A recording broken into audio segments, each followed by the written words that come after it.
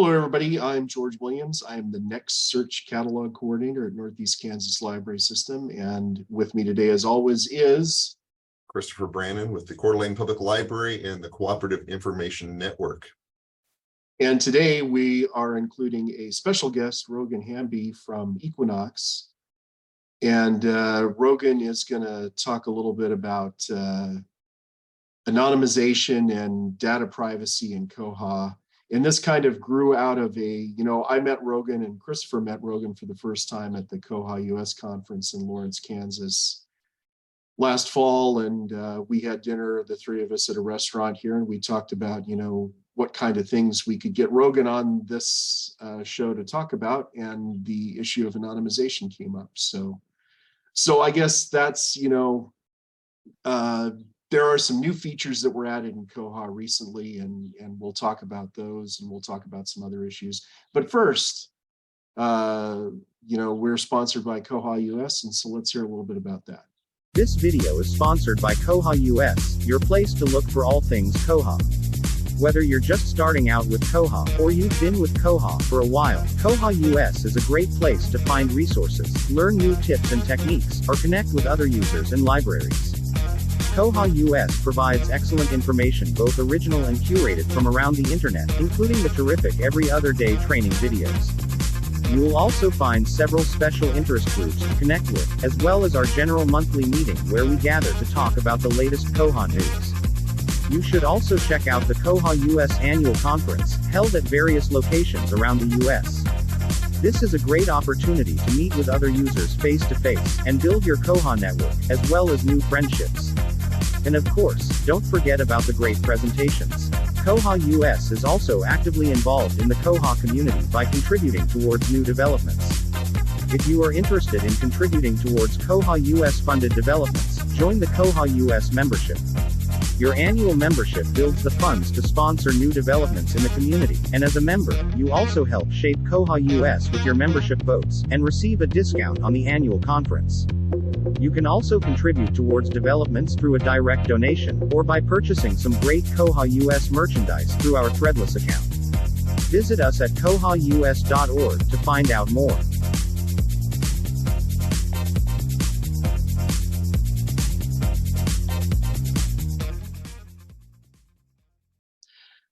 Okay, so like I said, this grew out of a conversation at a little tiny restaurant in Lawrence, Kansas last fall, a very good restaurant. Speaking of conferences, before you continue on, okay, want to point out, we have a conference coming up in September, and we opened up call for presentations. So if you have great ideas for presentations for the conference, or just want to come to the conference, please prepare for that. Check out the website, the koha-us.org website, for more information on the conference. We're looking forward to seeing everybody. Where is that this year? That is in Portsmouth, New Hampshire. Cool. I think it's the third week in September again. Yep, 20th through the 23rd. So it's the end of that third week in September. So I'm looking forward to that location. That's great. Yeah, I haven't been to the Atlantic Ocean in years and years and years and years and years. So it's exciting that we're not confining ourselves to west of the Continental Divide anymore. Yeah, we've had several now that have been east of the Continental Divide, and this will be way east. This will be the furthest east we've ever gone. So just about almost as far as you can go. I'll have to see if I can attend. I was just up in New England for another open source library event recently. Yeah. Be nice to go back. So the conversation we were having, the things that Next Search Catalog does to secure patron data, mostly what we do is we run a script in Koha that deletes data. I think it's called clean database or purge database. And we run it regularly on a bunch of tables. And I actually did a presentation at the McKinney conference about, how to find out how long your data is being stored and all that stuff. But there's been some new stuff added in Koha. So I think we'll just let Rogan talk now. And, the question I have is, what are some good practices for keeping your data in Koha confidential. And what is anonymization? Yeah. Yeah, there's anonymization, and we're going to bring up the phrase pseudo-anonymization in a little bit, and it becomes confusing, especially because you don't know if you've truly anonymized things until somebody successfully de-anonymizes it, which is the thing you want to avoid. First up, let me say that I think when everybody starts talking about privacy and anonymizing data, organizationally, they kind of need to ask 3 questions. And this is not an IT person thing. It is at an organizational level. What information do you need to keep? You know, and for example, I encourage people not to retain information about gender of patrons. But I've had people say to me, we only get this grant if we supply that information. And this grant is critical to our operations. So obviously there's an organizational need there. And then ask yourself, do you still need it after a certain point, or can you remove it? And who needs to see it? And these questions are really kind of the backbone of talking about all the other decisions you're going to make. And the default should be, in my opinion, but I'm very pro-privacy, is to not retain information about patrons if you don't need it. And so one of the first things I find that when people start talking about anonymous data in Koha is that, for good or bad, Koha has had some options aimed at patron privacy for a very long time, but they were not truly anonymous. Right. And newer features that are really nice have not been able to remove those because of the need to maintain backwards compatibility. So there can be a lot to kind of piece apart and deconstruct in that. Yeah, one of the things I can think of is, you know, we were talking a little bit before this about the anonymous patron option in Koha, which takes, you know, when you are checking things in and checking things out, patrons in our system at least have the ability to go in and set that never retain my history. And what it does is when you check an item in, it actually retains the history, but it shifts some of the, it pretends that it was checked out by this anonymous patron. And you set up a user that's called anonymous patron or whatever, and you get them a user ID. And then anytime that somebody has their do not remember set, then it shifts that to that anonymous user ID in some places in the database, but there are other places in the database, like in statistics, where it still keeps that original user ID. Absolutely. And maintains the link in statistics to the circulation record. Right. So you, regardless of using that anonymous patron, which will, as you said, anonymize check-ins as well as suggestions that are made through the OPAC, you'd never really lose that information, and it's still available to anybody with access to the reporter. So it sounds great, but from an actual privacy standpoint, it's not very useful. And it also has some behaviors that people have to step through when they think about it. When you set up your patron categories, you can set their defaults for, do they always retain it? Does it become anonymous on check-in? Or another option, which is to let it be cleaned up by a cron job that can be set up, and you tell it what interval to run. But then if you choose, I'm trying to remember the option name, I think it's OPAC privacy, you can choose to let patrons set their own options through the OPAC and for OPAC reading history. And if they do that, that will override the patron category setting. So it both may not be doing what you think, and B, isn't really all that useful for actual privacy at the same time. What are some of the other anonymous ways that Koha, tries to keep data anonymous? Well, it gives you some options, such as, do you store at the staff client the last circulation? That may seem Right. like a minor thing, but somebody being able to come up and see transactions that they don't need to see is a privacy issue. I'll also throw out, I just want to mention that OPAC's robust ability to customize through JavaScript and CSS is really nice for being able to modify the intranet if you want to hide certain pieces of information to allow, say, certain staff less access to patron information, even if they need to do some circ functions. Right. I do a little bit of that. Yeah. And obviously that's very situationally dependent. And in an ideal world, you're very careful about who has access to the circulation client. But obviously libraries often do use volunteers, student workers, and the workflow behind the desk doesn't exactly look like a bank. People move around more freely than is in a perfect world. And unfortunately, you know, some libraries operate with the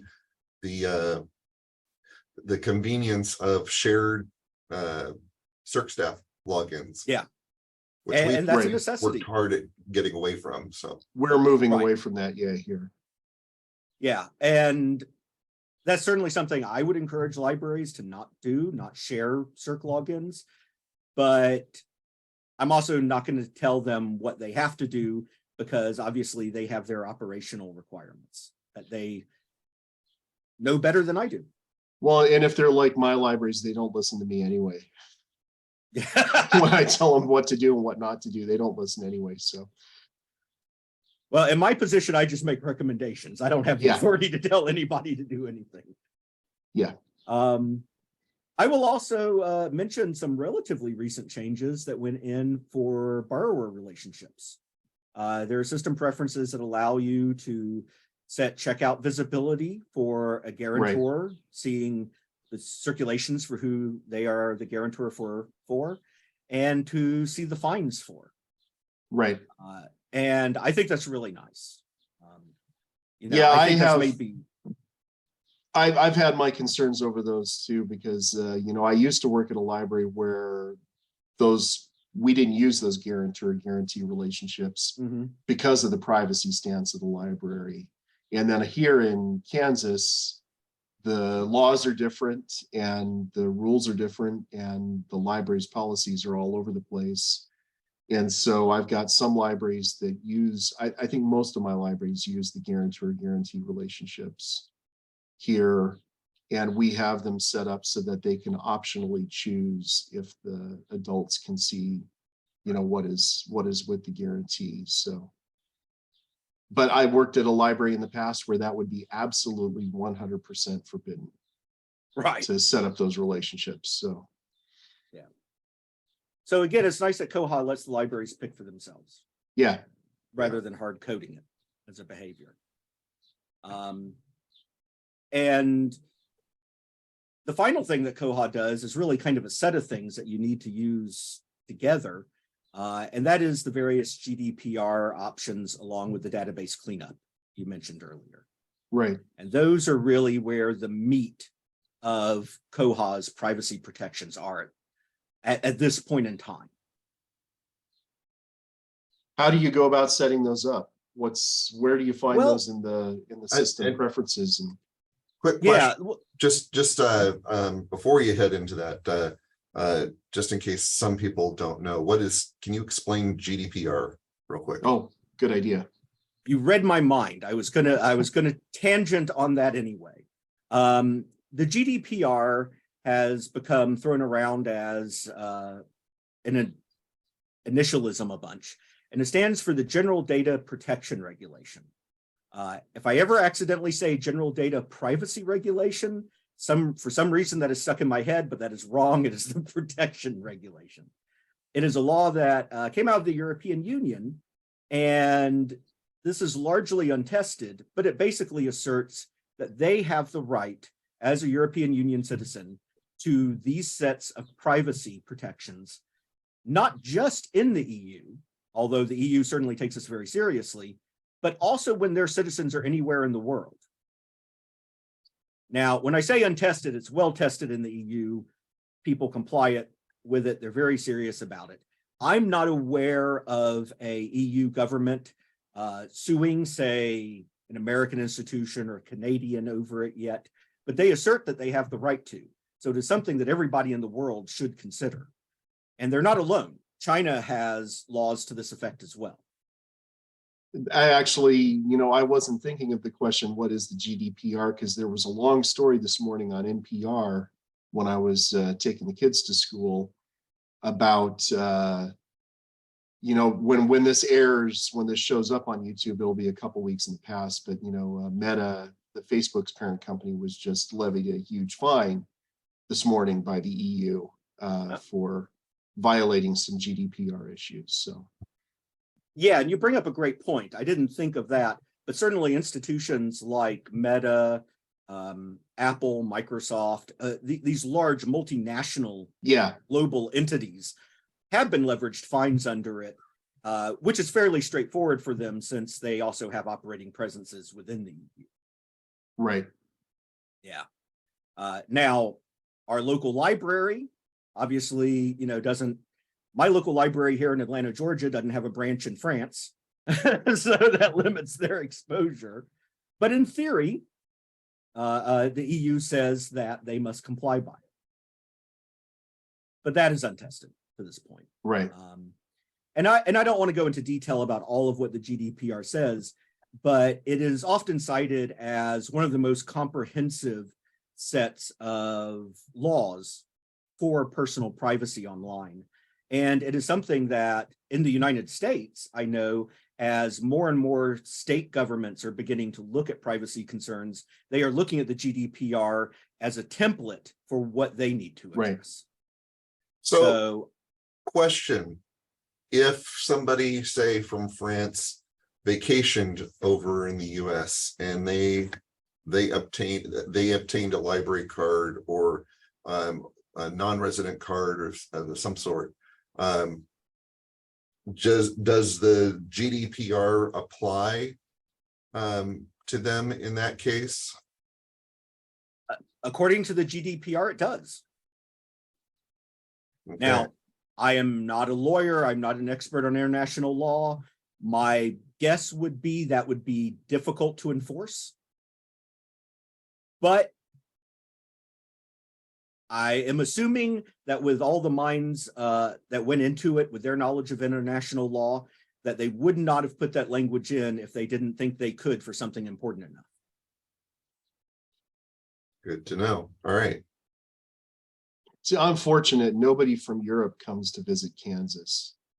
But, you're in a resort town, Christopher. You never know who's going to turn up in court. Yeah. So I do encourage people to consider these privacy issues. And let's jump into talking about what Koha has for this. Yeah. Basically, the GDPR part boils down to a set of options in Koha's system preferences. And the first section of them are in the privacy area. Now, I don't have the actual screen loaded up in front of me, so I don't recall the exact names off Here, I can the top of my head. I can share my screen and pop it up here. Yeah. OPAC privacy is go. the one that we talked about already. Yep. And then GDPR policy is here. Yeah. Right. And it's under the subsection of patron preferences. Right. I always just search for privacy because I'm lazy in searching the hundreds of system preferences. Right. Is it just hundreds or is it over 1,000? I don't know. I think it's still in the hundreds last time I checked, but it was a substantial number. So we can see there under privacy, the first one is the GDPR policy, and it defaults to disabled, and you can set it to enforced and permissive.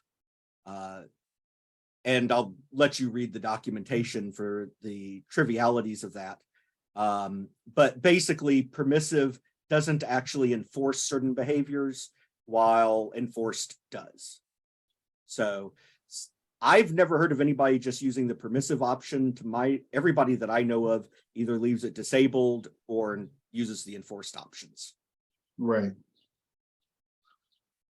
I suspect permissive will probably have some behaviors that you would want to test very carefully first, because there will be patron education components to that. Yeah, it says here, just in the description of the preference, it says if you set to permissive, Koha will warn but not enforce the privacy rules. Yeah. So it'll just be a warning rather than a Right. blocker. And something I would be curious to see if a library has done, and if anybody's watching this has done this, I'd be curious to hear about your experience. I've always kind of imagined that people might set it to a permissive mode for an interim period as they're moving to it, with an intention of then moving to enforced at a later date. Right. And then obviously there's an option for linking to an external privacy policy, Right. which just nice to have, but not critical for the software operation. And then you have the subscription options. Now, something that people have to understand that as part of the GDPR, it is very much an opt-in set of regulations. You have to opt in to allow other people to use your data. And that's what this bottom option is about. That once this is enforced as a software option, when people go into the OPAC, they will have to opt in to using the OPAC and having their data used. So these options basically say, how long do they have to do this? If they refuse consent after X number of days, then anonymize and lock the account so they can't use it. Interesting. I know that Central Kansas Library System has set up the privacy policy, but I don't know what other enforcement. I don't know how they've set it up. That's something maybe sometime that'll be another video where we could talk to somebody from them about, Christopher. It's difficult, and I encourage people to really spend some time on doing this rather than have it as a knee-jerk reaction. Yeah, and they spent a lot of time in Central Yeah. Kansas. Margie was the person that set it up, and she's not there anymore. But they spent a good 6 months investigating it and figuring out how to do it and what they wanted to do and how they wanted to word their policy. It was not the kind of thing that they just slapped something together and stuck it on there overnight. Yeah. They really there's a group effort to sit down as an organization and figure out how they wanted their privacy policy to read. And that's obviously the right approach. Yeah. I think sometimes libraries get blindsided, some level of governance over them, whether it's a municipality or a county or a state, suddenly passes a law that they didn't know was heading through to approval.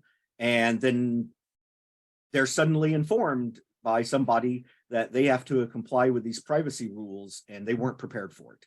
And then things happen very quickly because they have to, but it creates chaos because they have not had time to do that 6-month process of sit down and evaluate what do they want to keep, how are they going to communicate with their users about this, how are they going to train their staff to communicate with end users, all that stuff. So Cool. Let me ask you this. So I know that there are different levels of anonymization.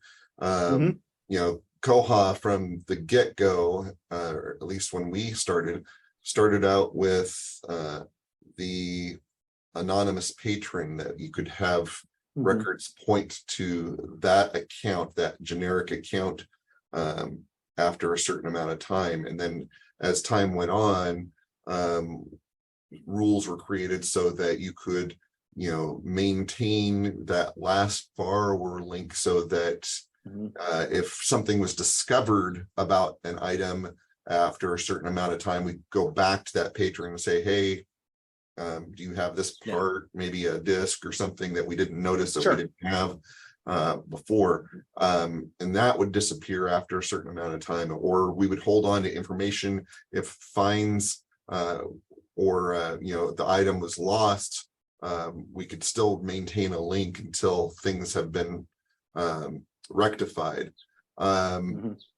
But even with that level of anonymization, Koha is holding on to pieces of information and Right. not necessarily, removing that information after a certain amount of time. It's being held on to in certain places. Can you talk a little bit about that? Sure. And there's a sort of companion piece to that, which is the pseudo-anonymization options. Cool. To talk about what is kept, even when you have anonymous patron enabled, the answer is really everything. The truth is that the anonymous patron stuff still leaves outside of the circulation history table all that information in other places like statistics. You can delete patrons, but they still exist in another part of the database. So while the anonymous stuff helps, at least sort of at a superficial level, it doesn't actually make anything anonymous. Now, pseudo-anonymization, I want to talk about briefly, and that is in another section of the system preferences, I believe under security. And I will warn up front that this pseudo-anonymization is additive. It does not by itself improve privacy, but it does provide something critical for what you're going to want to do to actually remove information to make it more private. So where is it in here? If you search under security, Okay. it should pop right up.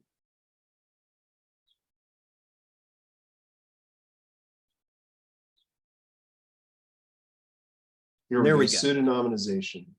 Right. Now, if you enable this, and you notice that the description mentions the GDPR, setting the other options does not automatically set this going, but they were kind of envisioned of being used together. Let's say up front, pseudo-anonymization is sort of a clue. It does not truly anonymize. The things that it hides, it uses an encryption for, using a process called bcrypt. In theory, bcrypt could be decrypted, but it's going to be very difficult. Even somebody with reporter access who pulls that stuff out, unless they have access to something like NSA, really high-end supercomputers, they're not going to be brute force decrypting this. Okay. So it is a very strong, good form of security. And the reason they do pseudo-anonymization of some of that data, like the borrower number, to identify who did a circulation, is so that you can still tell things like distinct borrowers who checked materials out, the count of them, find patterns in the data of how many borrowers of a certain patron category checked out certain kinds of materials. You can still do that analysis without actually being able to say, hey, Bob Smith checked out this book on this topic. So when bcrypt encrypts like a patron user ID, it encrypts it the same way every time? Right. Okay. And that's why it is pseudo-anonymous. In theory, it could be decrypted. In practice, somebody's going to, with really heavy duty resources, is going to have to want to do it. So not me. And I don't imagine hackers doing it. Hackers are trying to get money from people, not spend money. Right. So in pseudo-anonymization, boy, I'm going to slaughter pronouncing this. Does it retain necessary links for things like fines and patron history that patrons want to retain? Does it maintain that last borrower link for libraries that need to be able to go back at least a patron when necessary for a certain amount of time? Does that functionality still exist? Not in those data. This data that pseudo-anonymized is going to be useful for creating aggregate information for reports to governing entities, for annual reports to say IMLS, collection development, but it's not going to be useful for identifying who did what.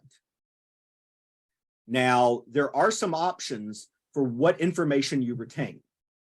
And there is information about, there's a whole sort of checklist under that system preference that kind of pops up when you activate it and says, okay, here are some check boxes. And Yeah. you'll see the following fields for patrons and for transactions. And this is where those initial questions I said, what data do you need to keep? That's where that discussion becomes useful here. Now, on the transaction itself, there's not a whole lot that I would consider dangerous to keep. I think you could keep pretty much all of that and there's not a concern. But when you look at the patron information, especially things like gender, library, I'm actually kind of surprised to see gender here. I thought that was removed from default from Koha a while ago. But information like city, zip code, information like gender, it is shockingly easy to identify people by those sets of information. There have been studies done that it is just amazing how little information it takes to identify people sometimes with a very high degree of accuracy. So I would encourage people to be very conservative in what they keep from that patron information if they turn on pseudo-anonymization. I guess the way I can see it being an advantage is right now we rely on the statistics table to do a lot of our regular reports. Right. And if you are using the pseudonymization or whatever we call it, that is a It's an hard awkward set word, of isn't letters it? to put together. We'll call it pseudonym. Yeah. I can see that if you can save this data separately and purge it at a different rate than you can statistics, then what you can do is you can start purging your, right now, I think we have our statistics. I think we keep that data for 25 months so that we have 2 years of data. Yep. And then, but then with this, if we turn on the pseudonymization, then we could keep that data for a long time and then purge the statistics more quickly because that data would be saved as a in its pseudonymous form in a different place. So that would be where I can see the big benefit being. Right. And that's getting into the topic of something we mentioned earlier, which is that cleanup database. Yeah. Which runs in cron. Now, a lot of Koha admins are going to be very familiar with this. Maybe Koha administrators don't think about it so much. Administrators in this case, meaning administrators of Koha libraries, not of the software. Library directors and heads of public service, things like that. But just to kind of give a brief overview of what it does for those folks is it is a script that can be set up in cron, which is just a name for something that says, hey, I want you every day at 6 a.m. to run this thing and run this piece of software, and it will do it. And with the script, it has a ton of options. So you can say, hey, I want messages more than this many days purged. I want to delete transactions more than X number of months old. I want to remove logs, which is another source of privacy that people often forget. I want to remove these particular logs after X amount of time. And it has a whole bunch of options. I'm not even going to try to go through them. We'd be here a while. And it does break out pseudo-anonymizations into a separate category. Now, if you've really tightened down on pseudo-anonymizations well, it's probably not dangerous to retain them for a very long time, but you can absolutely set them up to remove on a different schedule than the other things. And it's really through this cleanup database script and removing old entries from statistics, from circ transactions and things like that, that combined with the pseudo-anonymization will get you the actual combination of privacy and statistical data for analysis that most libraries need. Cool. So I would assume, like, for example, George, you said that you hold on to statistical information for 25 months, I would assume that when you turn the pseudonym on, that you would probably wait for that 25-month period before you start maintenance on your statistical logs differently than what you do currently, so that you have that same range building up to refer back to before you completely switch over. That would probably make sense, yes. It'd probably be best to have that much backup data. The thing about the way that, one of the reasons I feel comfortable with only keeping that much data is because, their statistics is the data we keep the longest. Right. Old issues we keep I think we keep for 13 months. But I actually feel pretty comfortable with where I am, because the way that we keep data is I generally get the data and save it off, in a different format somewhere else. So those things like, patron counts, unique patrons, I'm saving them generally as Excel spreadsheets already. And I already have data for a lot of the things that people are interested in here, going back to 2016 when I started here.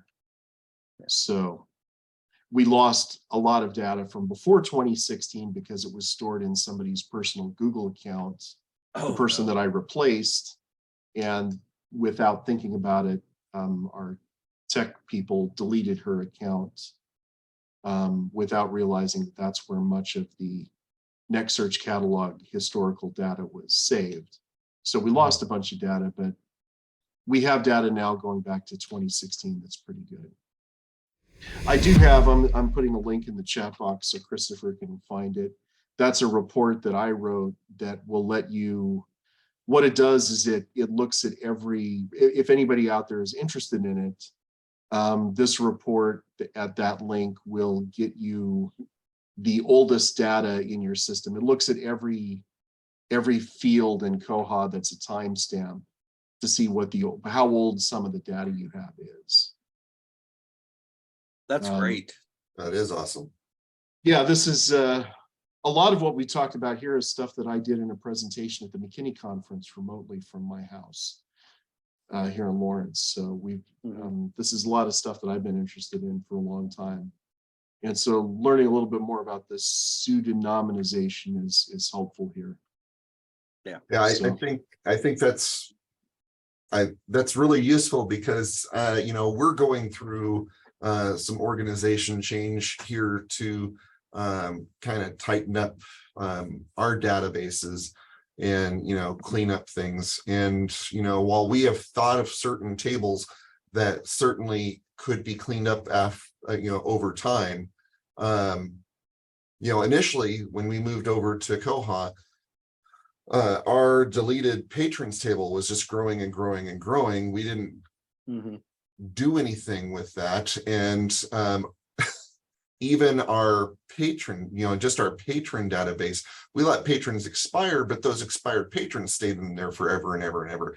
And as one that was looking at our statistics and gathering that information for our director each month, I came to this realization, hey, this piece of information about how many patrons we have isn't serving us, because we don't know, what, it really doesn't, show us, how many patrons we truly have, because we're not looking at, non-expired patrons. We're just looking at how many people are in our tax group. And that number just grows and grows and grows. And so I had to make the hard choice of telling our consortium, hey, we've got to delete this information. If they've been expired, why are we holding on to them? They are not pertinent to our data anymore. And so we looked at that and we decided, okay, well, we expire patrons after 2 years, And so it's reasonable to say, okay, we'll hold on to that expired patron for 2 years in case they come back, because we are a vacation town.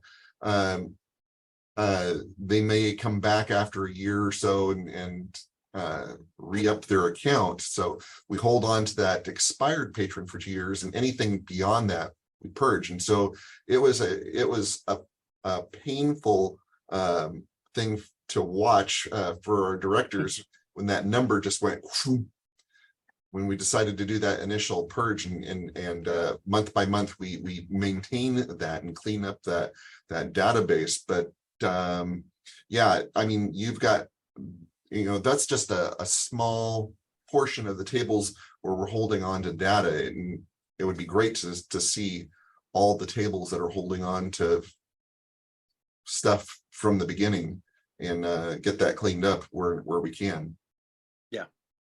Yeah, it's really useful. An example of patron bloat in the system that I can think of is when I worked at the Latah County Library, and right after we merged or migrated to Koha, the library I was at was doing a strategic plan, and what we discovered is that 140% of the people living in the Deary zip code had library cards, because they had been, this cards had just never expired, or they did expire, but they were still in the system, and they'd been migrated from one system into Koha.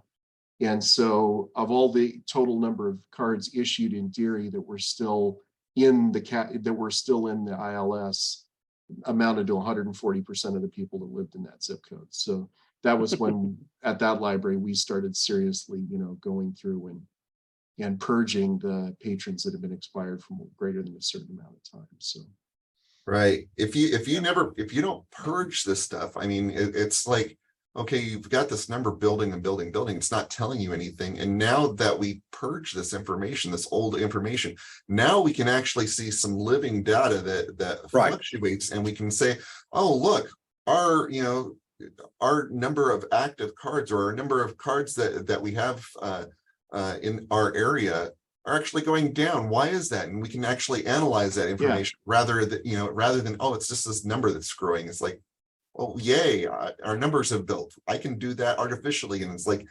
Right. nothing, it's like our door counts, our door counts are living numbers. We see how often people are, ebbing and flowing through the library. And now we can see how often, people in the city are actually participating with the library. And that's much more useful. yeah. And as you said, all this brings us to more data-driven, useful decisions in the library. Yeah, decisions based on data are usually much better decisions than based on anecdotal evidence. Well, and we all bring cognitive biases forward. Yeah. We all have the things we want to believe are true, whether they are or not. Yes. I have stories. This isn't the time for them, but I have stories. So do I. So, well, have we just about covered everything we wanted to cover today? Yeah, I think those are the major points. I think something that would be useful for the community in the future is a sort of, if you want to be fancy, you can call it a white paper. If you want to be more practical, call it a set of best practices that we publish on the wiki for how to set these things up. Yeah, Cool. I mean, it would be great to see, the levels of security that you can implement in your system, and what the pros and cons of them are, what the ramifications are setting a particular level of anonymity or security in the system. It would be a great guideline for those of us that have Koha, or those of us thinking to use Koha, especially, people that are shopping around for an ILS. It would be good for them to see just exactly what, it's capable of, so that they can make a better, a more informed decision about an ILS. Yeah. Right. And I work with migrating libraries a lot. For those who don't know what a data analyst does in this context, I migrate libraries into Koha a whole bunch. fact, I'm working on, I think, 6 right now. And it's a big process for them. It'd be great to have something to say, you don't have to decide this day one, but when you get to it and things settle down a little bit, start thinking about your privacy options. Here's something to start with. Great. Cool. So yeah, thank you, Rogan, for sharing with us today your expertise in this area. I know that these are some things that we want to look more into and explore. You know, we value our patrons' privacy, and you know, I know that, you know, we have a certain level of privacy, but I know that there are areas that we could certainly tighten up. So I appreciate you sharing what you know, and if anyone watching this video has any questions, if there's something that we didn't talk about or you have more questions on, please, you know, you can find our videos on our website at koha-US.org, but you can find our videos also on our YouTube channel at youtube.com/koha-US, no dash, and you'll find all of our playlists there, including these training videos. And please like and subscribe so that you will be notified when we have new videos, but comment if you have questions, or you can send your questions to info@koha-US.org. We'll be happy to try and respond to your questions that way as well, but we'd love to get your questions. We check those regularly and try and get back to you as quickly as possible. So it doesn't end here. You know, we can continue these conversations outside of the videos and even expand on these videos at a later date if we have enough interest. If you have a good enough question, maybe we can invite you on to try and answer it. There you go. So, All right. So thanks a lot, Rogan. Yes, thank you, Absolutely, Rogan. it was a pleasure. And we'll see everybody back here again in another 2 weeks.